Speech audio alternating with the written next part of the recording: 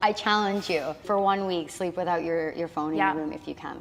Energetically, if we wake up in the morning and we look at our emails or start scrolling, we're telling the universe that our energy doesn't belong to us and we are giving it away. So oils that I would recommend avoiding would be vegetable oil, canola oil, safflower oil, sunflower oil. Welcome to Genestra Brands Gut Check, a 6-episode series where we teach you everything you need to know about understanding your gut health. In a world of health fads, quick fixes, and information overload, we want to simplify, educate, and empower Canadians about the vital role of gut health and overall wellness.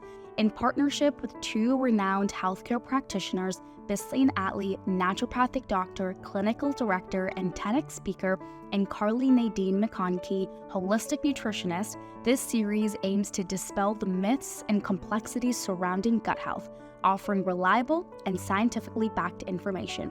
Follow us on Instagram at Genestra Brands CA for more. Now let's dive in.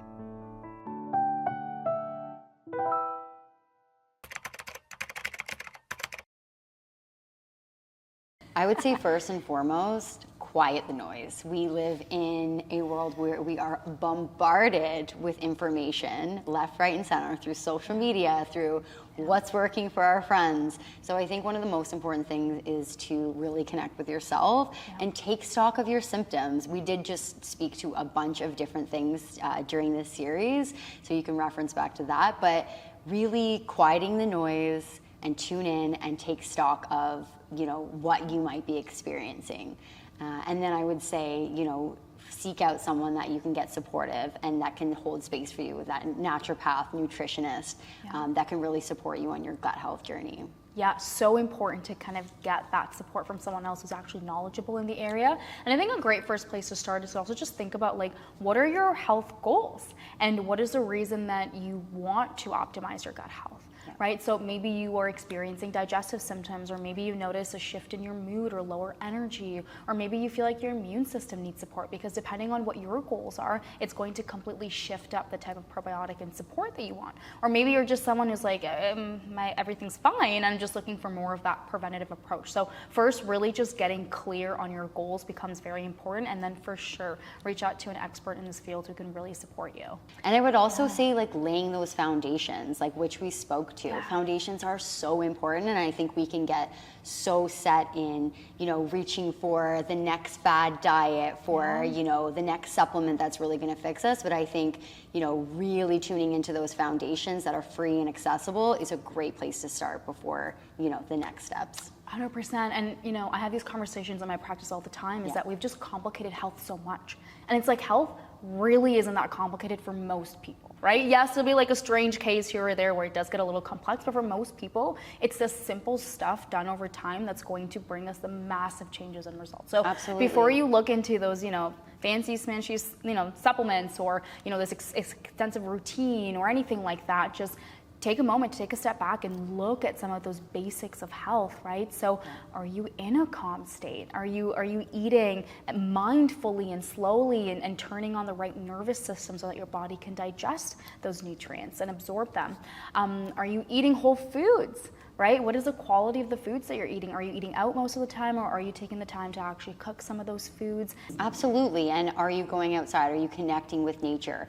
Do you have joy in your life? I think that's something that we really lack. Sometimes we can be so set on, the best version of ourselves and striving and productivity, where sometimes we really lose, what brings us joy on a daily basis. It's really individual, but are we laughing? Are we joking around? Are we having a good time? It's okay to have a little joy in your life. That can really lead to amazing results.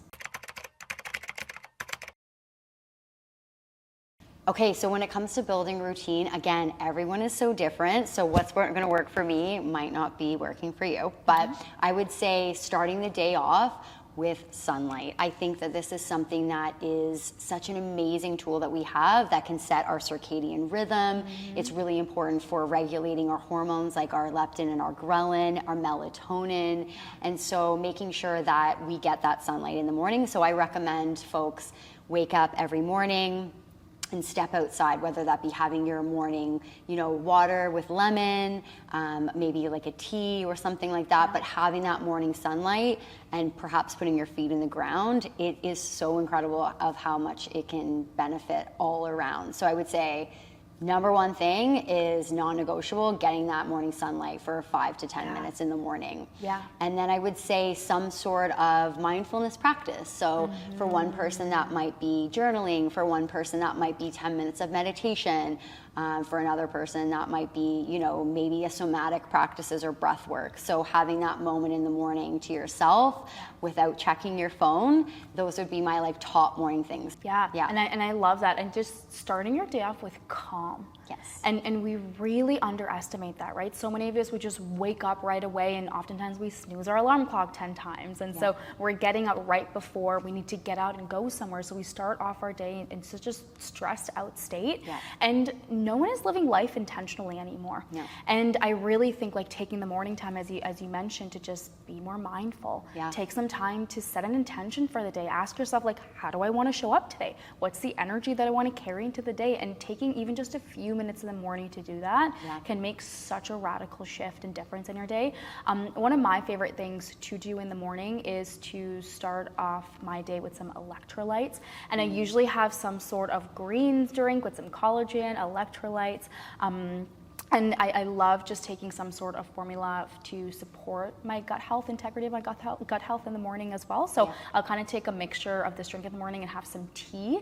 And so that's kind of my calm in the morning, where I set my intentions, do the journaling, mindfulness, all of that stuff in combination with this. And I notice such a big difference in my day. The mornings I do this, and then the mornings I miss this. Yeah, absolutely. And I remember hearing this one time, and it really, really resonated with me, was energetically, if we wake up in the morning and we look at our emails or start scrolling, we're telling the universe, or we're basically setting up our energy, that our energy doesn't belong to us, and we are giving it away. So intentionally, as soon as we start the day, we're giving our energy away to someone else and something else. So that's a really amazing tip that I love. I do myself now and to others, is that 30 minutes, have that to yourself. It doesn't have to be a ton of time, but not answering emails first thing in the morning can be a huge, amazing way to set yourself up. Yeah, exactly. And then the other piece to add in as well is to, eat some sort of meal within the first 1 to 2 hours of waking up. 25 to 30 grams of protein, which we're talking having about. the healthy fats.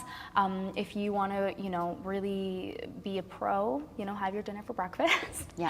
Have that quinoa, whatever you were going to do at dinner time, and have that for breakfast instead, and really get all those nutrients in the morning. If you want to add some fermented foods to this, like the sauerkraut, kimchi, or something like that as well, so that your gut health feels really supported. But making sure you have that good food foundation for the day is going to make such a big difference. Absolutely. And I know that I get this question quite a lot, because everybody's different. Some folks like to work out, more in the evening around 5:30. Some people like to work out first thing in the morning. So I would suggest switch it up and do what works for you. But I would suggest, specifically for women in menstruating years, perimenopause, to have 15 grams of protein before they work out. This can be, it's been shown scientifically through research that it can be really, really helpful for performance, for cognitive function and longevity. But that's a great morning routine, I would say. So let's maybe recap a bit. So morning sunlight, some sort of mindfulness practice, no screens for 30 minutes, high protein breakfast, and then some movement as well. Okay, and then during the day, let's talk a little bit about that. Okay, so I feel like for some people, they have a good morning routine, but then they lose themselves the rest of the day. Absolutely. Right? And it's just we just end up being back in chaos. And I think what's really, really important is that we have moments throughout the day where we bring ourselves back to the intention that we set earlier in the morning. Right? So we'll have this amazing morning routine, but then we're out the door, work is stressful, and we just forget about everything. Exactly. And so taking moments throughout the day, one of my favorite things to always recommend is right before you transition from one activity to another, take a second to just take 2 deep breaths.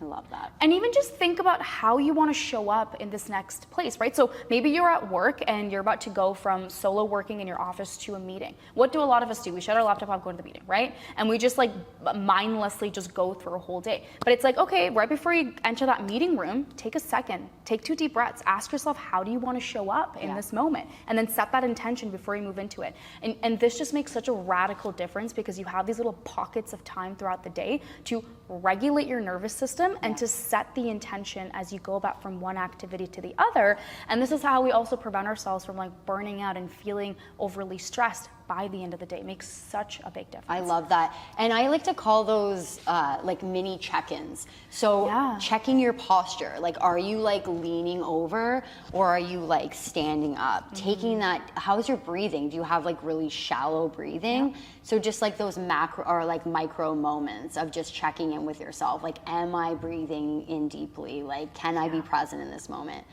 And then I would say at your lunch break, take the lunch break, close your laptop, like sit and actually eat your food. Maybe you go for a little walk outside, like for 10 minutes if you're in front of your screen. If you work from home, like take a little walk around the block, but take that break. That's what I would say. Exactly. And similar to breakfast, because a lot of us, we experience that 2 to 3 p.m. slump. And again, we're just like, what's wrong with us? But it's the food that you're eating that's going to cause you to get into that slump, because if you have something that's high in carbs and sugar, then you're going to have that huge blood sugar spike, and then that crash happens at that 2 to 3 p.m. mark. Yeah, or skipping lunch and being like, oh, I'll just get a coffee and a muffin. You know, then that's just going to perpetuate that. So taking that break, having the lunch, refueling, putting more gas in the gas tank is going to help you be more productive. So moving into the evening routine. So right before we step into the evening routine, I would always recommend people to have some sort of a ritual that they do between work and personal life. A lot of us, we carry the stress from our personal life from our work life into our personal life. And that's because we don't give ourselves any time to wind down and leave the stress of the workday behind. And it could be as simple as, if you drive to the office, just take a couple of minutes in the car before you step into your home, take a couple of deep breaths, and again, just set an intention of how you want to show up. Or if you can, go on a 10-15 minute walk or whatever, so that you're not carrying that stress into your personal life, and you're setting the intention of just like, if you're going to be with your family, how do you want to show up? Or if you're just going to be by yourself, just setting that intention for how you want the rest of the evening to go can make such a big difference. Yeah, I love that. Closing the laptop, deciding, you know what? Boundaries. This is my time for me to focus on myself and my evening. And then dinner as well, you want to be mindful of like how late you are eating food as well. Definitely. For a lot of us, if you end up having dinner too close to bedtime, it can really significantly impact sleep. And especially if you're having more of that higher carbohydrate type meal, what happens to a lot of people is that they'll have a meal high in carbs or sugars at dinner, and they'll get this giant blood sugar spike, and they'll have a crash. And this is when we have ourselves waking up at 2 to 3 a.m. at nighttime, because what happens is that your blood sugar levels dip too low, your body shoots out the hormone cortisol, your stress hormone, and then whoop, we're now out of bed and we're like, why am I wide awake right now? And it's because of that blood sugar dysregulation piece. So the insulin, like we were talking about. Exactly. So you really want to make sure that you are at least having about a 3-hour gap between when you eat dinner and when you go to sleep. And something that I think is really important, like after dinner and things like that, is we basically are setting ourselves up for our sleep like 2 hours before, right? So making sure that we, like, again, really feeding into that circadian rhythm. If we can catch the sunset, from a primal standpoint, it's really important for us to be able to see that. And changing, like dimming our lights a little bit can be really helpful. And so instead of those bright light LED lights shining and blue light shining in our face, reducing the screen time if we can. And then really having something for yourself. If that's 15 minutes of like legs up the wall, can really help with regulating that nervous system. Maybe you're doing like a little bit of yoga, maybe you have a bath, something. There's a lot of parents that unfortunately don't have a lot of time, but just really prioritizing some things just to slowly regulate your nervous system and reduce that screen time before bed. Yeah, so important to do, because we need our body to be in that calm, relaxed state if your body, wants to have a good night's sleep. And we know that when we're in that calm, relaxed state, our body releases more of our hormone melatonin, which is the hormone that signals our body to fall asleep, good sleep. Absolutely. And I would say if you can, don't sleep with your phone in the room. I've been practicing that lately, and it can be hard at first, but it can really be a game changer. So, setting those boundaries and turning off your phone or putting it on, airplane mode 30 minutes before bed, and being able to have that time screen free. Okay, so let's quickly recap evening. So that would be making sure you're having dinner not too close to bedtime, which you said is so important. Having some sort of evening routine, wind down thing, whatever works for you. Maybe catching the sunset if you can. Reducing the blue light that you're exposed to through screen, through lights. And if you can, sleep without your phone in your room. I think those are pretty easy. Those are great tips. Yeah, absolutely. Great question. So there are tons of different schools of thoughts and lots of information on this online, especially when you Google it. In general, the best recommendation is to take the probiotic at a time that you can be the most consistent at. So if it's the morning for you, take it in the morning. If it's the evening, take it in the evening. I generally tell my patients to take it in the evening because a lot of times it is refrigerated, so it's super easy for them to remember to take it with their dinner. What's really important though to remember is to take probiotics after eating, because probiotics, in order to be activated, they actually do need food in your stomach. And the type of food that you eat your probiotics with also matters. So you can't necessarily, say eating a pizza and a bag of chips is going to, really activate those probiotics as much as, say, something like plants would. So your gut bacteria love plant-based foods. And why they love plant-based foods is because they take the nutrients from those plant-based foods and turn it into a molecule called butyrate, which serves as the fuel for your gut cells, and really helps to fuel your gut, and it lowers inflammation in your body. So when we can combine probiotics with eating more plant-based foods, they just tend to have a better effect and impact on our body. But in general, take the probiotics at a time that you feel like is the most consistent with you, and just take it after eating food and you'll be good to go. Yeah, that's a great question. So I would say prioritizing protein, and I would say complete protein. So this is a whole amino acid profile. So making sure that we're getting, animal-based proteins is really, really helpful. Fermented foods can be really supportive for a lot of people. So when I say fermented, I think of things like sauerkraut, apple cider vinegar, miso, kimchi, fermented pickles. And I really do want to differentiate that it's not just pickles that you would buy that are on the shelf. You always want to make sure that they're actually fermented and they contain those good bacteria. So an easy way to look is the ones that are usually refrigerated. You can look at the ingredients, and usually it will just contain pickles and salt and water. So this is a great way to see that they're actually fermented. And then prebiotic foods, so foods like garlic, onions, vegetables, and I would say variety is key. So making sure that you're getting a wide variety and diversity of plants and different fruits and vegetables. And then I also like recommending carminative herbs. So these are herbs that have a lot of volatile oils that can be really, really helpful for the digestive system. So these are things like ginger, cardamom, things like fennel, can be really, really supportive for digestive health overall. So I really, really love this. Great for bloating. Turmeric, which is really, really amazing for inflammation, are some of my favorites just off the top of my head. I think it's so important for us to also be mindful with the type of oils and things that we're cooking with. Yes, I love this topic. As much as we know about the healthy fats to incorporate, I think a lot of us, we lose track of some of the oils that we cook with. This is a huge one. Huge one, yeah. So, we really want to opt for oils that are higher in the omega-3s, because those actually help to decrease inflammation versus choosing oils that are higher in omega-6. Seed oils are something that I definitely recommend to cut out for a lot of my clients. So what are seed oils? I would say, or oils that I would recommend avoiding would be vegetable oil, canola oil, safflower oil, sunflower oil. So these oils are actually really sensitive to light, heat, and oxygen. And what happens is it oxidizes it and causes free radical damage, which causes inflammation in the body. So the way that these oils are processed, they're sensitive to light, heat, and oxygen.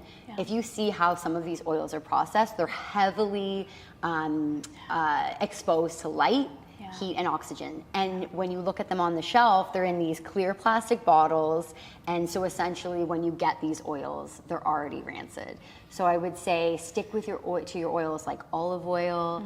I would stick to things like coconut oil. I personally love butter, beef tallow. These are the ones that I love, but olive oil is really, really incredible.